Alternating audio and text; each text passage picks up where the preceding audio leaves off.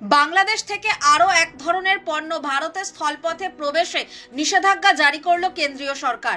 কেন্দ্রের বাণিজ্য মন্ত্রকের অধীন ডিরেক্টরেট জেনারেল অফ ফরেন ট্রেডের বিষয়ে একটি বিজ্ঞপ্তি জারি করেছে।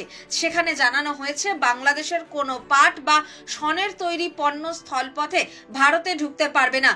কেবল মহারাষ্ট্রের নবী মুম্বাইয়ের নবসেবা সমুদ্র বন্দর দিয়ে এই ধরনের পণ্য প্রবেশের অনুমতি মিলবে।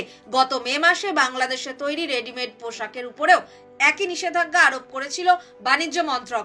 কেন্দ্রের বিজ্ঞপ্তিতে বলা হয়েছে, বাংলাদেশ থেকে ভারতের মাটি হয়ে যে সমস্ত পণ্য নেপাল বা ভুটানে যায় সেগুলির ক্ষেত্রে এই নিষেধাজ্ঞা প্রযোজ্য হবে না। ভারতের স্থলবন্দর ব্যবহার করে পাট ও শনের তৈরি পণ্য নেপাল ভুটানে পাঠাতে পারবে বাংলাদেশ। তবে একই পণ্য নেপাল বা ভুটান থেকে পুনরায় ভারতে রফতানি করতে গেলে তার অনুমতি দেওয়া হবে না। জিজিএফটি গত মে মাসে যে বিজ্ঞপ্তি দিয়েছিল তাতে বলা হয়, বাংলাদেশি রেডিমেড পোশাক, খাবার ইত্যাদি স্থলবন্দর দিয়ে ভারতে আমদানি করা হবে না।